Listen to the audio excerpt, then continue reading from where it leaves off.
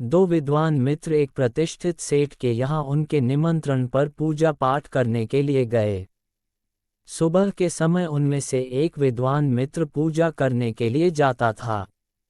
एक सुबह सेठ जी ने विनम्र स्वभाव के साथ हाथ जोड़कर विद्वान से कहा, महाराज जी, आपके मित्र तो बहुत ही नेक इंसान हैं। इतना सुनते ही उसने सेठ को जवाब देते हुए कहा, वह तो निरा बैल है, किसी भी चीज़ की जानकारी नहीं है उसे। मेरे साथ रहता है इसलिए उसे थोड़ा बहुत सम्मान मिल जाता है। अगली सुबह जब दूसरा मित्र हवन करने के लिए आया, तब सेठ ने वही बात उस विद्वान मित्र के सामने भी कही। इस पर दूसरे मित्र ने भी जवाब देते हुए कहा, वह तो निरा गधा है, वह तो मेरे साथ इसलिए है ताकि मेरा सामान ढो सके, उसे मैंने अपनी सेवा करने के लिए अपने साथ रखा हुआ है। सेठ जी को दोनों मित्रों का ऐसा जवाब सुनकर बहुत ही आश्चर्य हुआ।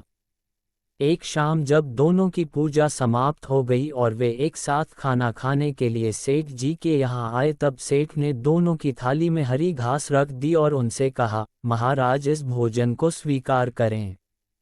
दोनों मित्र गुस्से से आग बबूला हो उठे।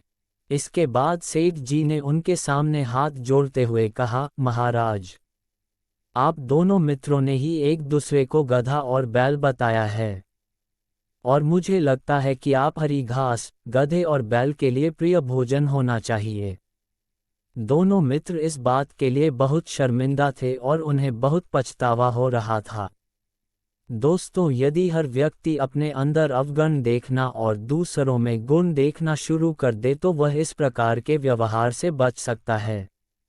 हमें दूसरों में कमियां या गलतियां खोजना बंद कर देना चाहिए। आप खुद में कितनी गलतियां या कमियां खोज निकालते हैं और उन्हें सही करते हैं, ये मायने रखता है।